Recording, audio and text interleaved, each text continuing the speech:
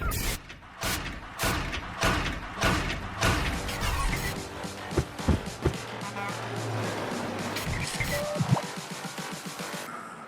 is an illusion. Hey, Joe. Hey. So we're finally back. We are back. And this time we have a guest. We have Neve with us. Funny enough, Dan actually runs the show where we were when we filmed our very first Angel Wire podcast. It was a very exciting event for us. It was. I mean, we managed to scoot a bunch of tables together and lights and cameras and all this crap into this little hotel room in between the beds and film, a halfway decent podcast. So Yeah. Now we've got Dan here, so it's kind of full circle. Welcome to the show, Dan. Thank you, Ryan. Glad to be part of it. Actually, I did not know that you guys recorded a podcast at the event. Well, you were kind of running around like a headless chicken like you do most years, so I didn't really want to bother you with it too much. But I'm glad we were able to get together and get you on today. The Cruise for a Cause event, is something that Joe and I have both been working with for a number of years now alongside you. We're happy to be a part of that event and happy to help out in any way that we can. So getting you on to really talk about it, I think, is a good thing in so many different ways, partly because our listeners have heard a lot about it. Mm-hmm. So who better to tell the story than from the horse's own mouth, as they say.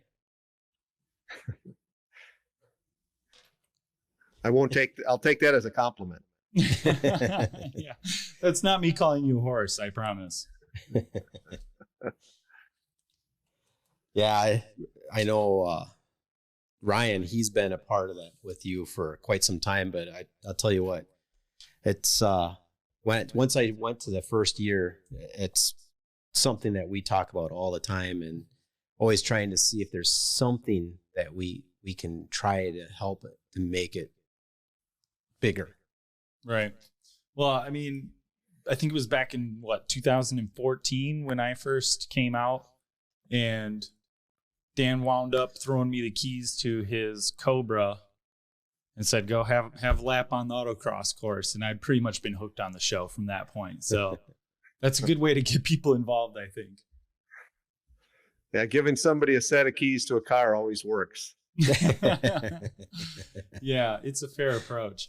I mean, that show, it's got kind of something for everybody. For me, it was the autocross, that I got instantly sucked into, because how do you not enjoy driving a car pretty much as hard as you can without really having a lot of danger? Yeah, I know. Not last year, but the year before, I was in the car with Billy Johnson. We had the fastest lap. Mm-hmm. That was pretty fun. Yeah. Very wild. So Dan, you're probably the best person to explain what Cruise for a Cause is all about and what you guys' mission really is. Yes. So it started in 2010. Right after my mom and wife were diagnosed with breast cancer, about a month apart. And I was actually in the market to buy a new 2010 Shelby GT500 at that time. And I just had the light bulb moment that said, let's do something good with the car and raise some money and awareness if I can. And that was the plan that first year. And we had a car show in the Dells. And the big part of the whole thing is that first year was Ford ended up having me take the car out to SEMA, which then changed everything in the big picture, because you make so many contacts when you're at SEMA. Yeah, talking about doors opening, huh? Yeah, it was. I tell everybody it was when the snowball started rolling down the hill, and it really, you didn't want to stop it. So that was the first year that kind of got everything started. I was only going to do it one year, but because of SEMA, and I met so many individuals from different businesses, that I thought, you know what, we got to do this another year. And long story short, here we are 13 years later, went by fast. Yeah. I remember, when you first got the car, and kind of how things started to pick up traction. But it seems like these past, 5 or 6 years, it's really kind of started to become something much larger. Yeah, definitely. The first year my goal was to raise $10,000 and donate to cancer research. And like you said, the last actually 3-4 years where things changed. It was 2019 that we actually rebuilt the '79 Mustang pace car that we raffled off. And so we did better with that car for raising funds. Otherwise, all I did was sell T-shirts and ask for donations. Mm-hmm. But then the last 3 years, we 2021 we started with a sweepstakes for a 2021 GT 500, Right. and that changes. Yeah. Yeah, and this year now you've got something pretty special again. I was just at a car show actually this morning. That thing would have been right at home there amongst all those supercars, I think. Yeah, it's too far. It was a little bit of a drive and get it there by trailer. But I agree. This is a beautiful car. It's a 2023 40th anniversary Saleen Mustang, 800 plus horsepower.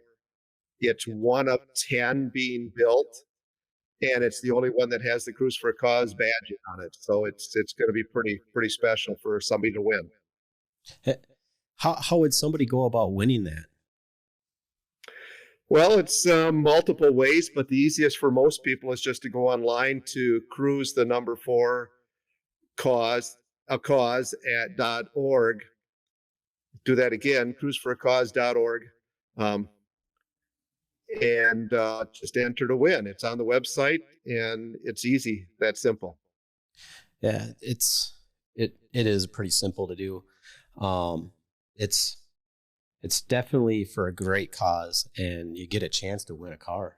I mean, an amazing car. And like you said, it's one of 10, but it's the only one that is going to look like it does. Yeah. And you kind of take that car around and tour to different locations throughout the summer, right? Yeah, so we've picked the car up. We actually unveiled it at the end of March in Tennessee, and then it went back to California, to Orange County for the show, and then it came back here to Carlisle All Four Nationals, then Norwalk, Ohio, and then I brought it back here, and I'll be taking it around the rest of the year to events that I attend. Of course, most of the shows I attend are Ford shows because it's kind of a Ford, based nonprofit, I would say. All the money we raise is for cancer research, but Ford supports us heavily. Right. And I mean, I know too, like if people want to see the car in person, you've got a calendar on your website there that you just mentioned before where they can see all the locations that you'll be and the dates that you're going to be on. I actually haven't seen it in person yet, but I'm really looking forward to it because those photos, I have a feeling, don't do it justice. Yeah. And for those of you that the are best interested, chance for we will have the link posted down below in the description. Mm-hmm. I think, Ryan, the best chance for you is going to be the 29th of July when we'll be in Marshville at the Hub City Car Show. Oh, yeah. It's always kind of an interesting show. I don't know how many people listening here know too much about Marshfield, but it's a really small town and it doesn't really have a lot of car culture. But every once a year, there's the Hub City Car Show, and all these crazy cars just come out of the woodwork out of nowhere. Yeah, they park. I think last year they had about 750 cars, and they closed off 8 city blocks, and they do it right downtown Main Street, so it's pretty fun event. And there's no fee for people to bring their cars. Right. Yep. And I assume you're going to have a tent there again this year selling T-shirts too, right?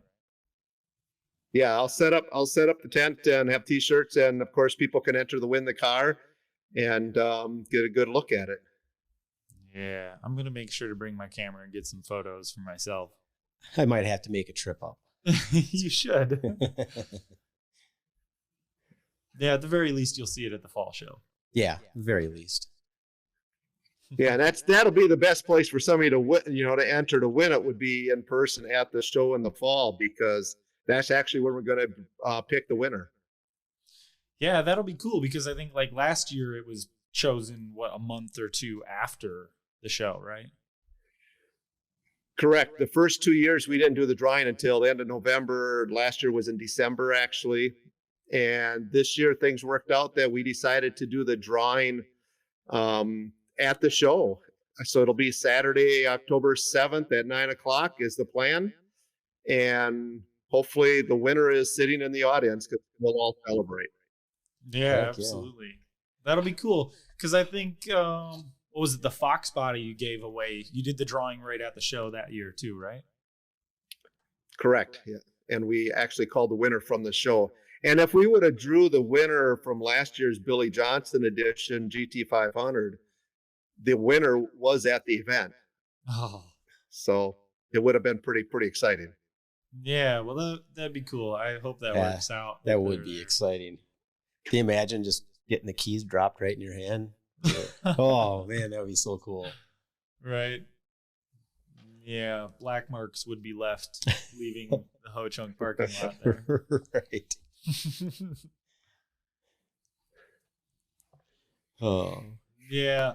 So, Dan, I know, I've known you since I was a little kid. And kind of when I was a kid growing up, you were like the Mustang guy. You seem to know everything about Mustangs. You had all these different Mustangs. I know, you mentioned what was it? What was the first Mustang you had?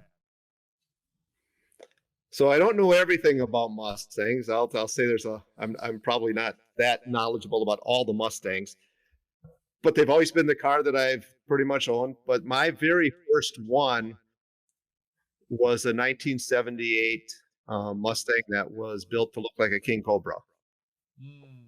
And that's funny. I'll just say this is Ryan, your dad and his cousin Leonard actually painted that car. So we ended up calling it the Halloween machine because it had orange and black flames on it.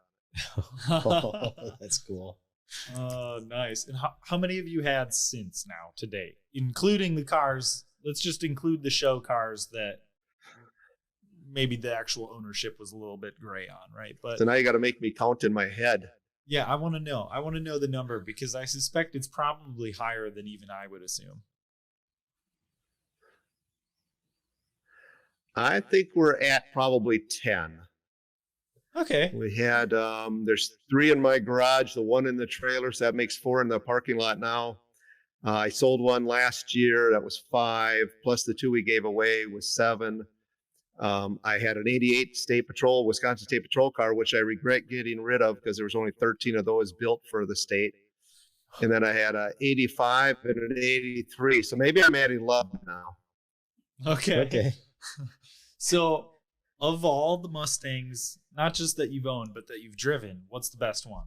If I were someone new to Mustangs and I want to just go and buy the very best Mustang, in Dan Neve's opinion, which one is it? Well, I'll tell you what, technology works, and the new GT500s are just simply amazing. The Celine that we're giving away this year, I haven't really opened it up, driven it anywhere, so it's been in the trailer. But the 500s that we had the last couple of years are amazing cars. They very much are. Yeah. I mean, and just the sound of them. I mean, the aspiration on those things are just crazy sounding. Yeah, I can't say I'm surprised by that answer. I rode with Billy Johnson also in the giveaway car, the GT500, a couple years back, and I was just shocked by how far the Mustang has come.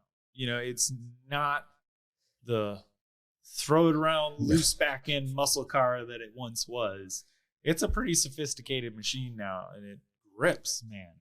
Yeah, and then listening to Billy talk about, the engineering that was involved, because he got to do a little bit of work on those, and he really went into detail when we were talking to him that one day, and yeah, they're, like you said, they're very sophisticated. They're not just your normal, domestic sports car anymore. No. And I know, Dan, you've gotten some really cool opportunities through the whole show and things too. Like I think you spent some time with Carroll Shelby before he passed, correct? Correct. Yes. Yeah, I mean, it seems like the opportunities and the networking that you've gotten to do inside the Ford community. Like, I don't know how many other people there are on Earth that have this like collective Ford performance experience, Well, I was very fortunate, and timing's everything. I'll say that in life. But in 2010, it was actually in 2010 when the Shelby was on display at SEMA that I was asked to go get Carroll's scooter. So I met him at curbside for 3 days in a row and walked in, rode in with him every day and talked to him about cars. So, and the thing about Carroll Shelby was he was always thinking about what's next. He wasn't satisfied with what he's done. It was always what's next. Yeah. Now, I know, for most people, I think the only real frame of reference they're going to have to Carroll Shelby is probably through the lens of the movie Ford versus Ferrari. So the question I want to know from you, having spent a little bit of time with him, is how well did Mark Wahlberg, or it wasn't Mark Wahlberg, it was Matt Damon. How well did Matt Damon play that role, really? He actually played it really well. I think, considering Carroll was over 6 feet and Matt's not that tall, videography works. How they didn't make him look like he was a short guy. But the one thing I said after that film, I thought it was a great show. Of course, Hollywood always takes things into account, but Carroll Shelby was a lover of the ultimate sex. And in that film, he had 0 girlfriends. So when I walked out of the premiere, and I was lucky enough to be at the premiere in Vegas, and I walked out thinking there was no girls in his life, which was surprising to me. But well, I think his family had a lot to do with the production of that film, correct? I'm sure they had a lot of input. Yes. Yeah. I mean, I could see reasons why they maybe would leave that out, I guess. Yeah. It made for more of a story. Yeah. I mean, really, I think they did a good job in that movie. I know there's certain things that, of course, were embellished and played up and dramatized, but it's a great movie, man. It really is. One little tidbit I'll just share is Ken Miles' son, Peter, who was focused in this film when Le Mans race was going on and he was kind of playing on the track or on the floor. Peter never got into cars at all. That was one thing that was kind of odd, is Ken Miles was such a terrific driver and actually probably one of the best drivers ever. And his son that was involved with him never got into cars at all.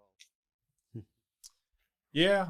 I mean, I suppose when you kind of grow up, watching your dad do that and make a living of it and go through the struggles of it, but then also die fairly tragically, doing that, maybe it would push a few people away, But you're right, Ryan, about the individuals I've met and connections I've been able to acquire in the last 13 years is really amazing. Not only did I meet Carroll Shelby, but Edsel Ford, Henry Ford III, Jack Roush, Steve Saleen now, Lee Holman from Holman Moody. It's amazing all the people I've been able to connect with and hear their stories. And I was fortunate to sit in the Ford World headquarters and sit in a marketing room. So that's something that I never in my life would have imagined. Yeah. And I mean, even just for the people coming to the show, I think that in itself can be a pretty big value for that Fall Ford Fest. Is like I going to the show, even just as a normal person and not somebody really involved with the show, I've met quite a few people. I got to meet Steve Saleen last year. Who else? There's There's a Well, Billy Johnson. Yeah. of Well, you had Billy course. Johnson. Yeah. Carl Weidman. I actually ended up once having a conversation with the head of SVT as well because of a connection that kind of a door that you opened up. It's like, just by going to the show, you can get these chances to meet these people who play pivotal roles in the creation of these cars that, they have such a cult following. And the only time you ever see them too is either in a picture, an ad, or, maybe on TV. That is it. But Dan, with your shows and stuff like this is actually a great opportunity. A lot of times there's always somebody there that is very deep in that society of, the cars and stuff. Mm-hmm. And that's what I hope to let people know, that, there's a car show every weekend in Minnesota, Wisconsin during the summer. And I tell people that you need to stay for the banquet, because if you stay for the banquet, you usually come back every year, no matter what the weather is. And it's not just because of the speaker, but it's because of what's all taking place that night. Mm-hmm. So, but I do work hard at trying to get somebody special that people get a chance to meet that they would have never met. Yeah, well, that I have no doubt. Dan, you are without a doubt one of the hardest working individuals I've ever met in my life. Man. And seeing you run around that show, is like, I realize that's the climax of basically a whole year's worth of work, because all year long, you're still running around like a madman, just getting ready for this show. Yeah, I'm in the midst of, last year was the first time we did an event guide, which I've got one here that we did, which was 40 some pages long. And I'm in the midst of putting that together for this year's event, because it's going to the publishers next week. Yeah. That's cool. So, are you going to have some of that on the website too then? I don't know if we'll put it on the website or not. We certainly might do that. I'll talk to my webmaster and see what we want to do with that. But it's possible. Okay. Yeah. Well, it just so happens we happen to know your webmaster real well, so I think we can help make sure that happens. Yeah. But yeah, it's a year long. I tell everybody that I get done in the first weekend of October with Fall Ford Fest. It's always the first Saturday of October. We do it to kick off Breast Cancer Awareness Month, but we do, and that just happens to be the month that we chose. But we fully support all cancer research. But like this year, Road America starts on October 4th, which is Wednesday. So, and then it goes all the way through till Sunday. Yep. Yeah, that's the other cool new thing that you've been doing the last couple of years is the Road America Track Day to kind of kick the whole thing off. And like, how many opportunities do you pack into one weekend, Yeah, it's you start out at Road America, then you go and do some cruise rides and hot laps at the Dell Speedway, and then we do a car show and a banquet and autocross, and yeah, it's a lot. Agreed. Everybody stays busy, and that's what we want. Yeah, you have it really well laid out though, because I don't ever feel like I'm like in a rush to get from one thing to the next when I go to the Cruise for a Cause weekend. It's pretty laid back as far as the structure of things goes. There's just always something happening. Yeah. And this, for those that go to those banquets and stuff too, is that just the amazing things that people bring for just even the silent auction or whatever. And the things that you've gathered yourself, Dan, and put in those things. And then the auction itself.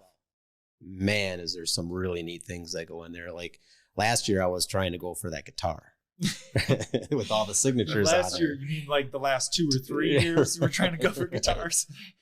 Well, you stopped raising your arm, Joe. You could have easily got that. My All you gotta pocket's do really is so raise deep. your arm more often. He's got to compete with a certain well-known member of the show there who seems to buy everything every year. Yeah. So. I agree that a lot of people donate items for our raffle baskets, and there's tons of raffle baskets. Silent auction stuff, we've got lots of stuff for silent auction now, but I always try to get things unique for the auction that you can't just go to a store and find, or you don't go online and you can just pick it up. It's something different. Like Joe, you mentioned the guitar, and that was a guitar that we had pretty much matched the Brittany color of the giveaway car, and we had a lot of individuals sign that throughout the year, so made it pretty special. Well, Joe came away with, what was it? A box of Shelby mac and cheese or something, or chili mac and cheese? Yep. I got that, and then year before that, I won some more Shelby stuff, and I always keep bidding on the Bronco stuff, but I never get it. Yeah, those darn Broncos are too popular right now. Yeah. Yeah. So what's next on the horizon for vehicles for Dan? Well, it's interesting because the fact that we're giving this one away in October, we've already got next year's sweepstakes car ordered. In fact, I heard this week that it was being built, so we should see it soon. The unveil of that will be at the Dells. Oh, even better. That night after we give away the Celine. And then it's going to be on display at SEMA. So it'll be, instead of wrapping up the event in the year at SEMA, we're basically kicking off the next year at SEMA. Wow, that's pretty exciting, actually. Yeah. I'm going to have to line up some more SEMA tickets again this year, I think.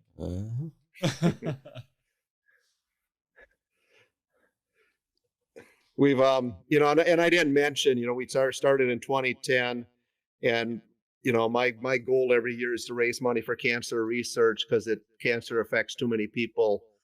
And, research is the only way we're going to beat this thing. But that first year, my goal was $10,000. And at the end of last year, in the 12 years I've been doing this, we've been able to donate $1 million. So it's been pretty amazing. Well, I think, though, that number, just each year's annual donation has grown considerably the last few years as well, right?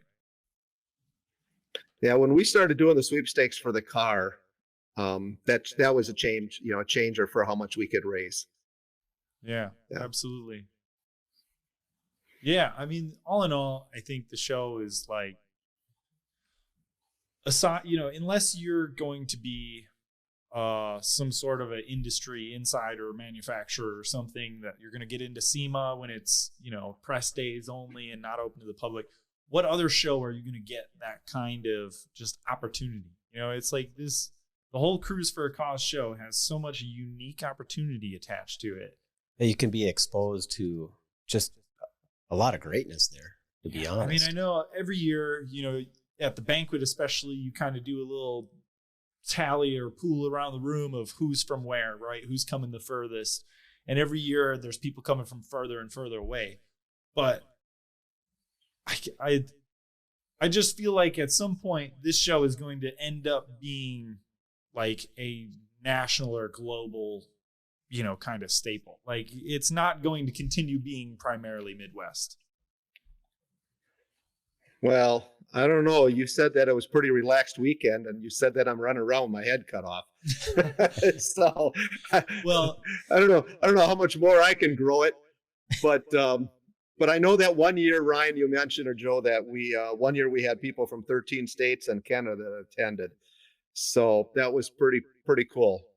And that was through COVID too, actually, when that happened. I think so. That was a pretty good turnout because of that. We got to see all sorts of many people. And the one guy from Canada, if I remember right, he couldn't bring his car because he couldn't get it over the border because of COVID.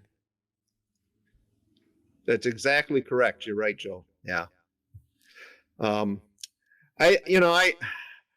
It's a Ford show, and I know your listeners are not all Ford people, but the event is certainly open to every and anybody. It's a car, the Ford car show is all Ford. The autocross on Sunday is all Ford, but Road America is open to everybody. People can come do the cruise rides or attend a banquet. And in the end, it's just a great event to be with some car people and raise money for cancer research. Yeah. I mean, obviously, I don't think it could grow that big with just one man running the whole show, right? Obviously, there'd be some scaling that would have to happen, right? But what's your vision to kind of sum up this whole thing? What's your vision for the show? Where do you see it going, or continuing to, or passing on to, or ending? Well, I'm not young like you guys, so the end is closer to my vision than probably yours. But my hope is that I get some people that are attendees now, that are participants, that have the passion. Because in the end, for something like this to succeed, you got to have passion. Absolutely. And it's not just let's run an event, but you got to have passion. And I think that hopefully we get some people that step up and realize that you got to put some time and effort into it to make it work. And it continues. I would certainly hate for this to die. And you're right, Ryan. Actually in Seattle, there's a Cruise for a Cause that's in Seattle. And they started prior to me knowing about them. But in the end, we've talked about their use of Cruise for a Cause and using the name. And they raise money for cancer as well. So in the end, it's fine by me, because it's what we're doing. Right. It's about the good and the goal more so than the brand, right? Right. Exactly. Mm-hmm. Yeah. Well, I've been really happy to play the small role in this that I've been able to, and I hope to keep growing the role that I play in it over the years. And I'm here to help do everything I can, on a personal basis, to make sure it keeps going and growing and continues on. Absolutely. Without it becoming too much for Dan. Yeah. My goal, and maybe you can do this, is the airport right behind where we host the event is at the Ho-Chunk Casino in Baraboo, Wisconsin. And there's a airport right there. And it'd be great to get them to close it for about an hour. We could do speed runs. Yeah, that would be cool. Yeah. I know that can be a tough goal to get enough strings pulled on, but it happens. Yeah, so yeah. If anybody could pull it off, I think it's probably you. Yeah, absolutely. Yeah.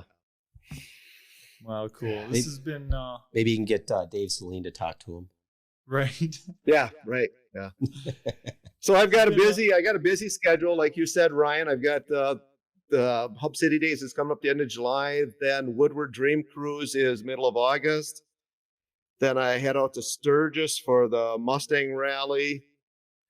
And right after that, I drive to Myrtle Beach for Mustang Week. And then I go to, actually another close show is Route 66 show in Springfield, Illinois, the end of September, and then Fall Ford Fest. Wow. Yeah. That is a busy schedule. Summer's over.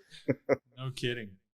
I mean, this has been a very enlightening look, I think, at kind of the inner working of Cruise for a Cause. But before we wrap up, I just kind of want to put out some more reminders for everybody. What are the best ways for them to find information on Cruise for a Cause? We've got the website, cruise4acause.org, which we'll put down here at the bottom of the screen. Where else can they find you, Dan? Well, you can find me on Facebook, and we have multiple places there. It's under Dan Neve, my name. You can find Facebook. That's really where I post most things. And a lot of people also post on my site, but then we share too. We've got a Cruise for a Cause Facebook page. There's Instagram, which I'm not one of those that post on there a lot. I'll be the first to say, but it's a place to find us or contact us. So, yeah. And I happen to know links to all of that can be found on the website as well. Yes. And we will post all that information in the description of where all these videos are. Absolutely. So I think I would like to ask people to go to the website, check out the car we're giving away, make a donation, and maybe in October 7th, we'll give them a call and tell them they're the proud new owners of that car. Yeah, Heck yeah. Absolutely.